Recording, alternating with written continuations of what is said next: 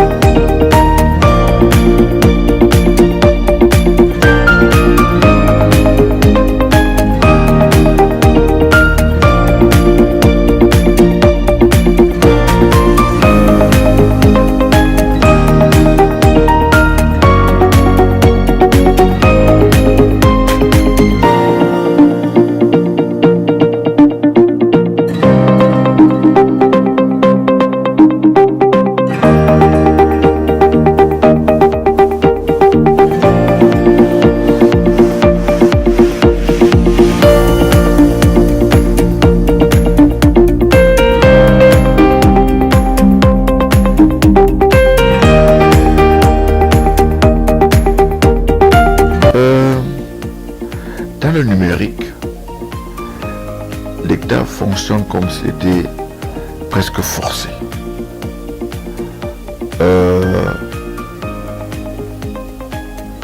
Et quand il y va, il ne va pas jusqu'au bout.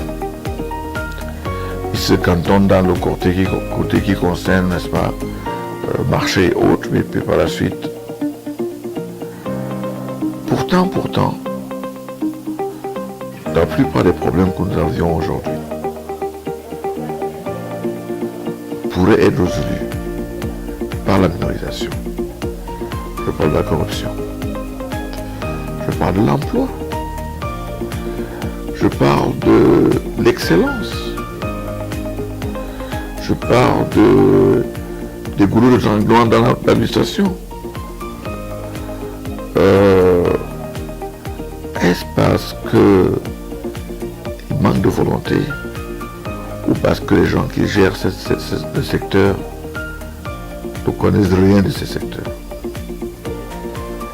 Donc on a un système parcellaire, chacun pour soi, Campos, Camtel. Il y a ce secteur qui est attaché au ministère des Finances tout en étant autonome, Senadi, qui avait pour tutelle, qui a tutelle d'ailleurs le ministère des Finances, mais avant c'était à la présidence. Maintenant ils ont supposé être autonomes, mais ils ont comme tutelle, n'est-ce pas, le ministère des Finances. Alors ça fait une telle confusion qu'on n'arrive pas donc à gérer. Donc je ferai du secteur informatique un outil de lutte contre la corruption et pour la bonne gouvernance dans les secteurs du marché public. Vous savez très bien que les Sud-Coréens nous ont aidés à mettre en place un système de e-procurement. Il y a de cela 2 ans, je pense déjà, 2 ou 3 ans. On attend encore le tout premier marché lancé dans ce système. On a formé les gens. Je connais même un monsieur qui a été envoyé en Corée pour être formé pour ça. On attend encore le tout premier marché. Un enregistrement d'emploi. Que fait-on de Silicon Mountain? Au contraire, on les tape dessus. Mais le pays regorge des talents en matière informatique. Ils sont exportés, ils sont un peu partout. Quasiment chaque fois que je vois un Camerounais qui grimpe à l'étranger, il est dans ce secteur. Il est dans ce secteur. Et on ne se rend pas compte que si ces personnes pouvaient être ramenées au Cameroun, on obligerait les gens à sous-traiter. Et puis, ça va permettre d'intégrer notre administration. Parce que c'est impossible que la fonction publique ne sait pas parler directement avec du ministère des Finances. Et chaque fois, on nous parlera des emplois fictifs. Aujourd'hui, si on vous détache du ministère vers le secteur privé ou parapublic, vous pouvez, si vous jouez bien vos cartes, gagner 2 salaires. Parce que nos systèmes ne se parlent pas. Il n'y a pas d'interconnexion. Donc je pense que ce secteur est porteur de beaucoup d'espoir.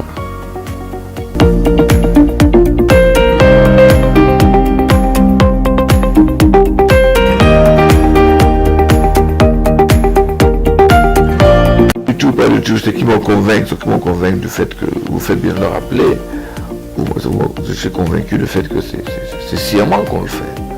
Il faut cette autonomie où chacun garde son fief, où chacun roi c'est lui.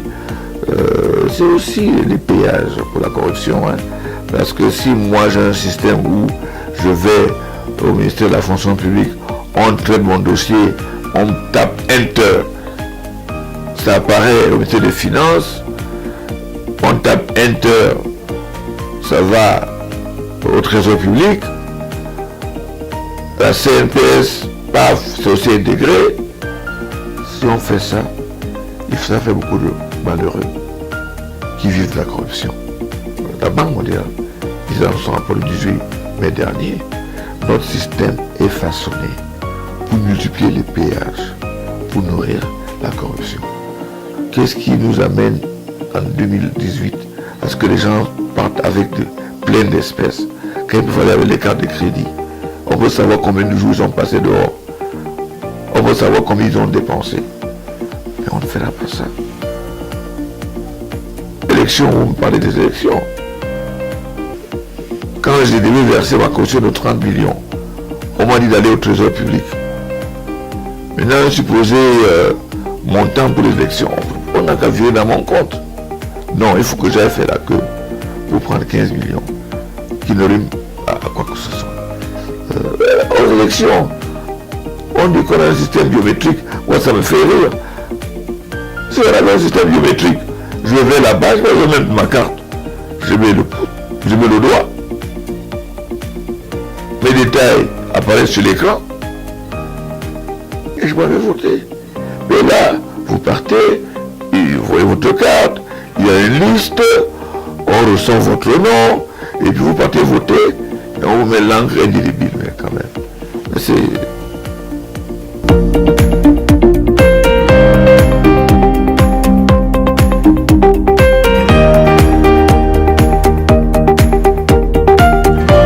Comme j'ai dit tantôt, ça va lutter contre la fraude. Contre la corruption, première chose. Et ça a un système plus transparent de contrôle des impôts et de savoir ce qui paye et ce qui ne paye pas. Quand ce n'est pas l'homme qui contrôle ceux qui payent et ceux qui ne payent pas, il est plus facile de procéder par un système de contrôle fiscal à tête chercheuse. Donc, ça c'est la première chose.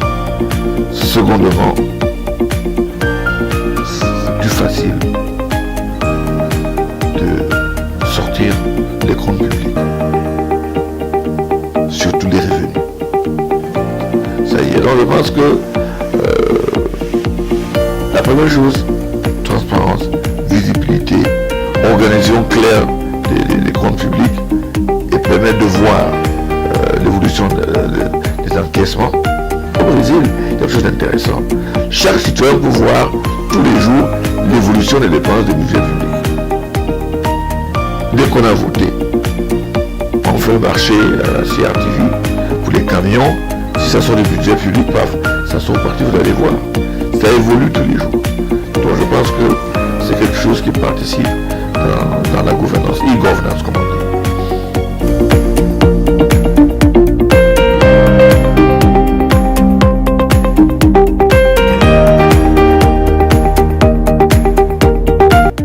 Je pense qu'il faudrait que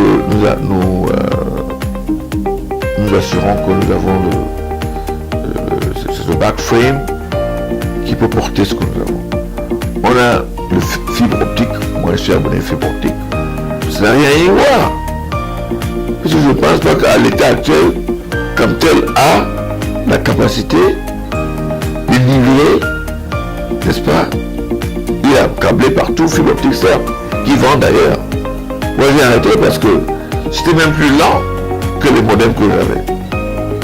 Donc, il faut absolument que notre système d'Internet soit revu. Quand vous voyagez, vous allez au Togo, à l'aéroport, vous avez Internet gratuit quand même. Au Kenya, moi je vais dire même au lieu de donner aux étudiants des ordinateurs, on devait mettre sur le campus le Wi-Fi gratuit. C'est un outil de travail. Donc, je pense que dans notre pays, c'est très important de réduire le coût, n'est-ce pas, de l'Internet.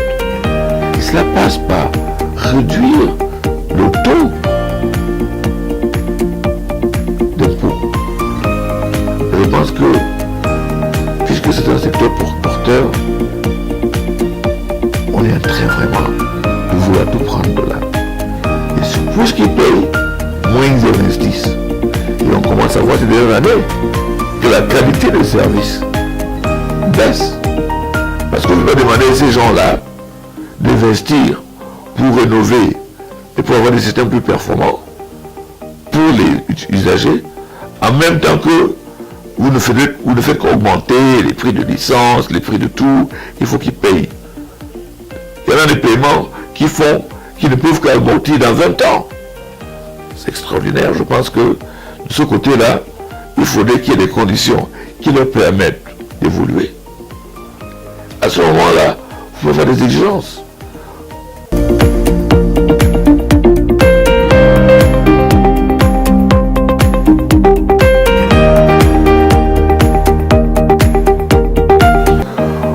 Dans mon système, dans mon gouvernement, c'est clair. J'ai dit que les travaux, tout d'abord de consultants, 30% vont être réservés aux experts comme vous. Il faut aussi les accompagner avec des moyens de financement qui leur permettent de fonctionner. C'est bien de réserver 30-50% et puis en plus qu'ils n'aient pas la capacité d'avoir ce qu'il faut. Et il faudrait qu'il y ait un système de financement.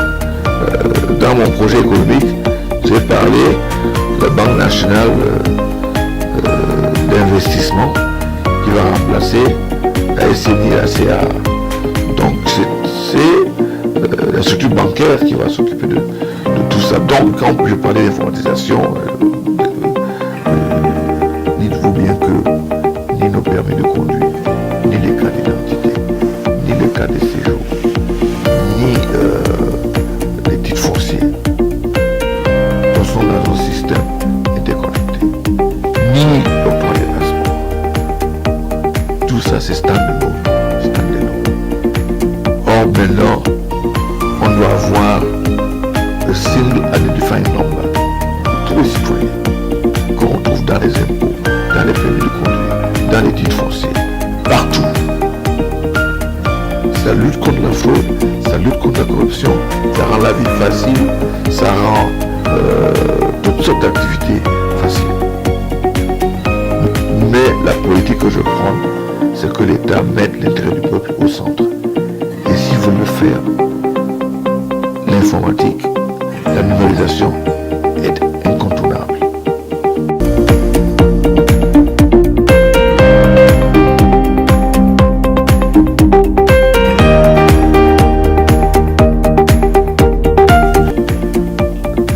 Tout d'abord, je voulais les féliciter pour le travail qu'ils ont fait jusqu'ici. C'est à base des efforts personnels. Et ça, c'est très important. C'est à base de leur passion. D'ailleurs, votre journal que j'ai découvert il y a quelques années, on aurait pensé, et d'ailleurs même votre journal, votre entreprise, qui a pris le risque, et je dis bien, je pèse mes mots, le risque d'investir et de travailler du côté média dans un secteur aussi pointu et méconnu par beaucoup de gens comme le secteur informatique. Moi, je pense que ces gens législatifs-là, l'État devait être au devant pour aider ces gens-là. Le nom qu'on a aujourd'hui, j'ai vu quelqu'un, un Gabonais au Ghana, qui me parlait de votre journal. Que toutes les informations que lui il a sur ce secteur, c'est là-dessus qu'il a ces informations. Je suis équipé, je connais la monsieur, et vous les Camerounais, vous êtes extraordinaire. Dans votre pays, vous faites des choses extraordinaires. Et au fond, mais qu'est-ce qui arrive à votre pays comme État? Je dis, le Cameroun, c'est le Cameroun. Donc mon message, c'est que le gouvernement d'Akérémouna comprend l'importance de ce secteur, va l'appuyer. Tous les acteurs dans le secteur, on va s'assurer en créant des centres d'excellence dans tout. Je suis en train de parler de ce que j'appelle les ANA, les hubs d'excellence. Donc ça veut dire que ça peut être agricole, ça peut être minier, ça peut être industriel, transformation agricole, ça peut être informatique. Donc moi je pense que il devait y avoir un data center avec un backup en obligeant toutes les administrations à être interconnectées par ce centre-là, avec un backup peut-être à Silicon Mountain, parce que, dites-vous bien, où est-ce qu'on garde les fonds de l'État? J'ai entendu que c'est extraordinaire, que monsieur qui a été enfermé à Kondengui vous fait fonctionner le fiche de salaire. Il a fallu qu'on aille le chercher, parce qu'il était la seule personne qui connaissait comment faire payer les Camerounais.